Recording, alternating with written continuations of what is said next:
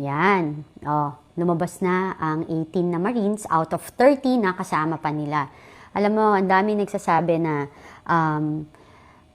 grabe yung ginawa nila, hindi madali. Totoo naman, kasi alam niyo ho, kaya ho hindi madali kasi isinalang nila na naman yung buhay nila kasama ang kanilang mga pamilya. Kasi hindi naman biro ang binabangga nila. Isipin mo, nakita niyo naman sa kanilang affidavit na nag-deliver sila sa Malacanang or sa bahay ni BBM.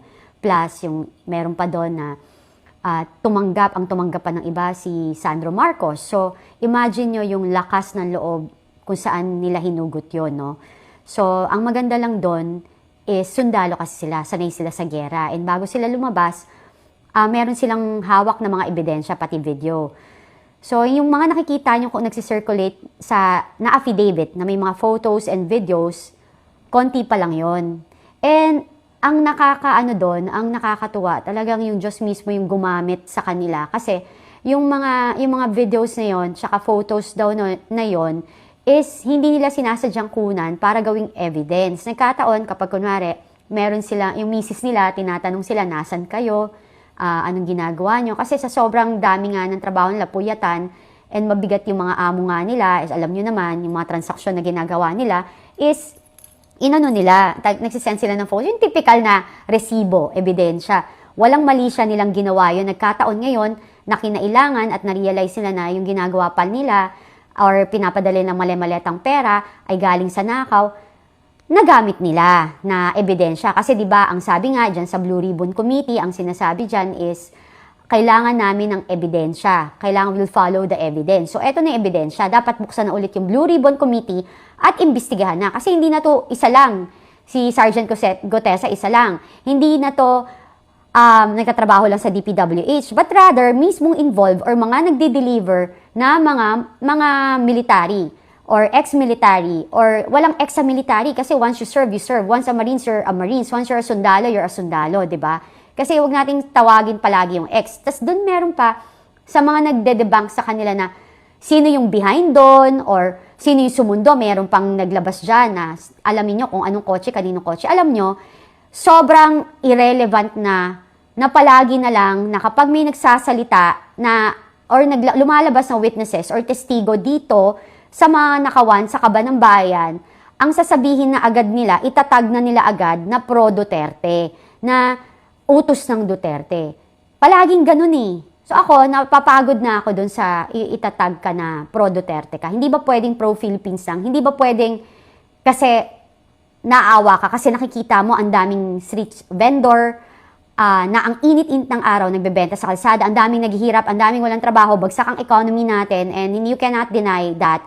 Diba, sinabi na nga ni Ralph Recto, kulang tayo ng pondo ng 200 plus billion pesos. And magbubulag-bulagan ka pa rin. And ang nakakaya dito, ang daming troll and avatar. Doon pa lang, makikita mo kung gaano kahirap ang bansa. Kasi ang daming trolls and avatars na bayad na kumakapit sa patalim para lang kumita ng pera. Diba? So, doon pa lang kitang-kita mo na ang daming gipit. At ang mga tiwaling gobyerno, tiwaling nagtatrabaho sa gobyerno o mga leader natin, is tinitake advantage yung sitwasyon na yan para magamit yung mga taong gipit para gumawa ng kasamaan. 'Di ba? So, yan yung nangyayari. Dahil sa kagipitan, is willing ng isanla ng mga tao ang kaluluwa nila sa demonyo. Yun yung katotohanan. Yun yung malungkot. 'Di ba? But, that's reality. Gipit eh. Walang kinakain, walang pangkain sa pamilya nila, and all. So, anong gagawin? Walang pambili ng gatas. So, etong mga demonyong to, na ino-offeran sila ng masamang trabaho, which is maging troll, or magsinungaling, or gumawa ng kamalian sa kapwa nila, kahit na alam mo, yung perang ginagamit nila, akala nila nakakatulong, yung karmang tatama dyan, dahil galing yan sa nakaw, ang daming namatay, sa PhilHealth, yung kinuhanan ng pondo, tinanggalan ng pondo, yung flood control scam project na yan, ang daming namatay. So imagine niyo kung anong tatamang sakit sa inyo at malas na tatama sa inyo dahil yung pinapakain niyo sa pamilya niyo rin galing sa masama. 'Di ba? So, eto, ang nakakatawa lang dyan, even kay Auntie Claire, na sinabi niya, tingnan niyo kung sino yung coaching sumundo, o tingnan niyo who's behind it, sino yung mga tumutulong, yung mga gano'n na, Day, isipin mo, sa tingin mo lalapit sa inyo yun? Sa tingin mo, kayo kakausapin nun kapag kunwari kailangan nila ng help or suporta or ng proteksyon? Etong mga nagsalitang to, konsensya ho ang kanilang, dumaan na yun, naranasan nila. Siguro inisip na rin nila, oo nga no, parang kumikita kami, naambunan kami ng konti, pero ang hirap pa rin ang buhay. Ngayon, wala na rin silang work. Kasi yun yung karma. Kapag ang pera or ang ginagawa mo masama, at yung moment na gumagawa ka ng kasama, nagpapakasasa ka, feeling mo sarap ng buhay mo, okay ka. Pero, pag dumating yung karma mo, doon mo mararanasan na yung doble pa yung hirap na mararanasan mo. Doon mo mafe-feel na iba pa rin talaga. Talagang ang galing sa kasamaan di talaga naglalas. So yun yun. So ngayon, sa mga nagsasabi na sila ay tinutulungan ng Pro Duterte, ng galit sa gobyerno and everything, kaya nga sila ganyan. Kasi talagang hindi na masikmura yung ginagawang nakawan dito sa gobyerno. Tapos, ididebunk pa. 'Di ba? Para sabihin, mas sama yan, dating mga reservists na natiwalag or natanggal, may ginawang masama. Hindi nyo ba naisip na kaya sila yung kinuha? Kasi, pwedeng mangyari to ngayon. Yung ginagawa nila. Pwedeng mangyari na sila sabihin, mga sinungaling yan kasi, alam mo, may record yan sa military na hindi okay. Kaya sila kinuha. Kasi pinagandaan din tong mga panahon na to na pag lumabas sila, pwede silang pasamain. So yun. Kaya ganun, 'di ba? Parang katulad nila, dahil kailangan nila ng work, nakagawa rin sila ng bad. Yun talaga ang demonyo magaling gumalaw. Gagamitin niya lahat sa paligid mo, yung luxury, fame, power, para gumawa ka ng kamalian. So yun yung So parang yan 'di ba? Kinuha sila kasi hindi ko man nila lahat, baka hindi ko rin alam sakali iba sa kanila may record nga. Tapos, eventually, pag nangyari to at nag-testify sila, di ba sinabi nga nila na may mga kasamaan sila na pinapapirma ng waiver para kung ano man mangyari, katulad pag lumabas etong pangyayaring to, sila yung magmukhang sinungaling. So, yun. Simple lang. Kaya sila kinuha. Kasi eventually, pag dumating yung panahon na to, nag-decide silang lumantad at maging testigo, sila pa rin yung masama. Ganun yun. Di ba? Simple lang. So, di ba sinabi rin nila, nagpapadala rin sila sa mga kongresista, nagpapadala rin sila sa mga political operators or media operators na tagabayad ng trolls and tagabayad ng mga media practitioner para kalabanin yung mga ganitong lalabas or magta-testify, papasamain. And obviously, nung lumabas sila, nakita nyo, walang mainstream naglabas talaga rather than SMNI and Net25 and some bloggers. Kaya lugmok na po sa kahirapan ng Pilipinas. Magising na ho tayo.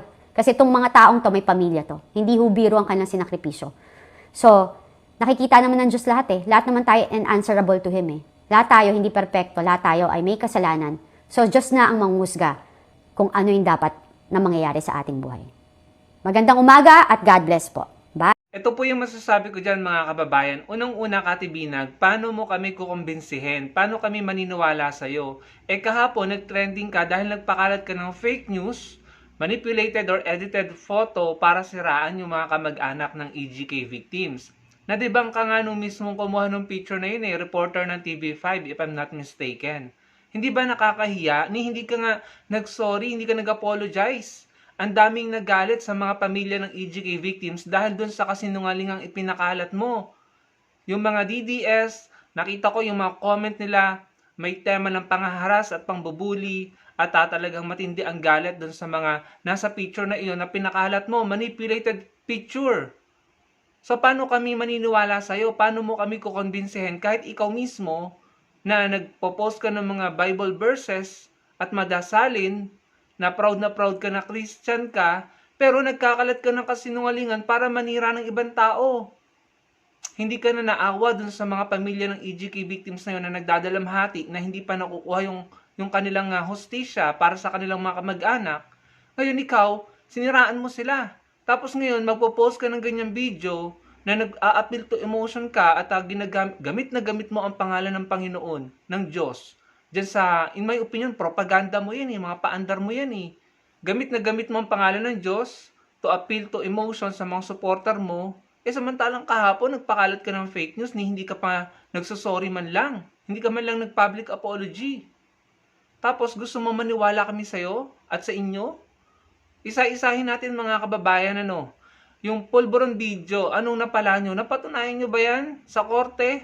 Yung Dean Chase na nagpakalat ng private video, di umano, no? Pinagbibintangan niya si FL at si PBBM na may kasamang male escort. Anong napala nung Dean Chase? Wala, napatunayan ba niyo sa korte? May napatunayan ba kayo sa mga Pilipino? Pulburon video, private video, wala kaming napala sa inyo, wala kayong napatunayan, puro lang kayo pang-iintriga. Si Lebiste, ang daming expose. Nagsampa ba siya ng kaso sa korte? Di ba pumunta siya ng ibang bansa? Si Barsaga, ang daming expose, ang daming bintang at akusasyon. Nagsampa ba siya ng kaso sa korte? Hindi, bagkus siya yung nasasampahan ng kaso. Kayo, yung mga puon nyo at mga sinusuportahan nyo ang nasasampahan ng kaso at nagtatago. Kagaya niyan, si Senator Trillanes, idinawit nyo dyan sa expose ng 18 Marines. Ngayon, magsasampa ng kaso si Senator Trillanes. Harapin nyo. Ang problema sa inyo, puro kayo akusasyon. Hindi nyo naman sinasampahan ng kaso yung mga inaakusahan nyo. Kaya lumalabas na nang-iintriga lang kayo o naninira. Wala kasi kayong pinapatunayan sa korte. Idinawit nyo pa si Senator De Lima.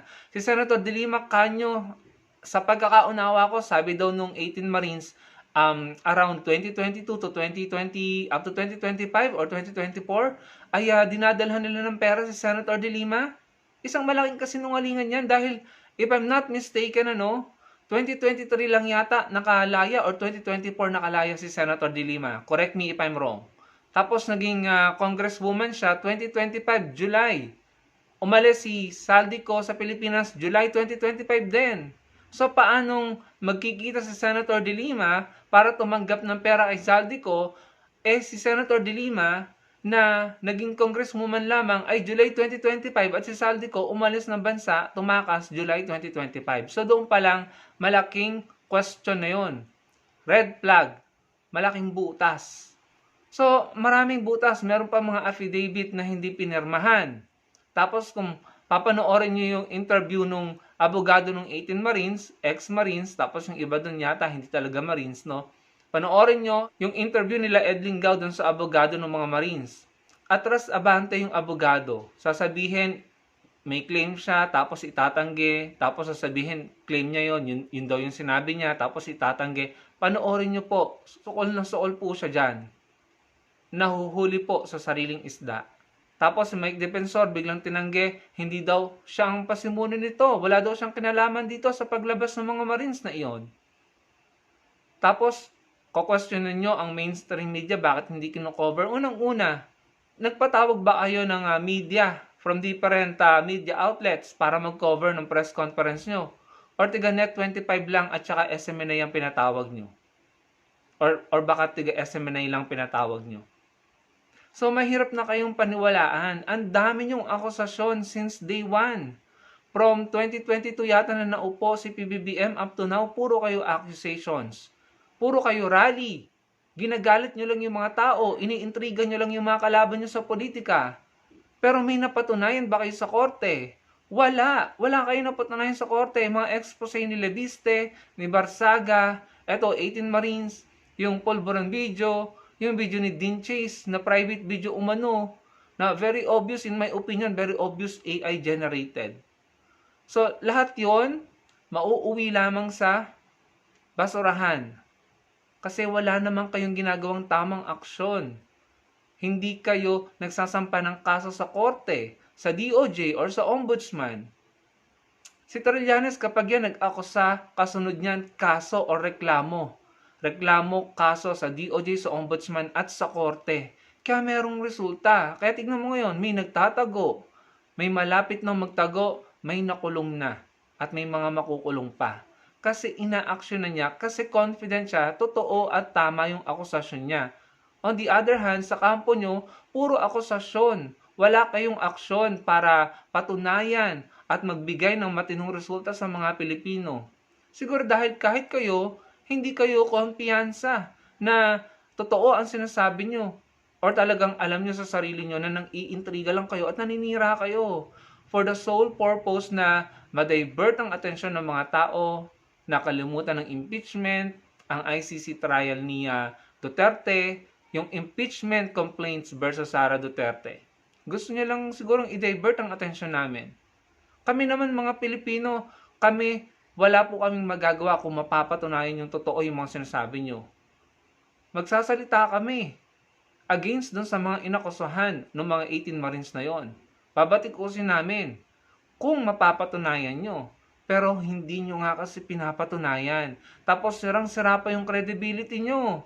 Ikaw, Kati Binag, nagkalat ka ng kasinungalingan. Si Jack Argota, umaming nagkalat ng fake news nung ikinalat yung fake medical result ni PBBM. Si Jay Sonsa, sinasampahan ng kasong libel. Si Celis, at sandamakmak pang mga vloggers nyo ang may kasong libel at na caught in the act na nagkakalat ng fake news. Mga political personality nyo pa ang nagkakalat ng fake news. Pati yan si Kaufman. Nagnanaratibo na animoy DDS na rin siya. So yun lang mga kababayan. Mahihirapan talaga kayong kumimbinsin ng mga Pilipino, Kati Binag, kayo mga DDS as a whole. Dahil tumatak na sa puso't isipan namin na from day one, ang sandata nyo, kasinungalingan, fake news, intriga, taning ebidensya, taning witness, paninira. Wala kayong napatunayan sa korte. Bagkos kayo ang napapatunayang guilty, kayo ang nakukulong, kayo ang nakakasuhan, kayo ang nasusukol. Yan ang realidad nyo. So, ang pathetic nyo na, sa totoo lang. Ilang mga kababayan, salamat po sa panonood.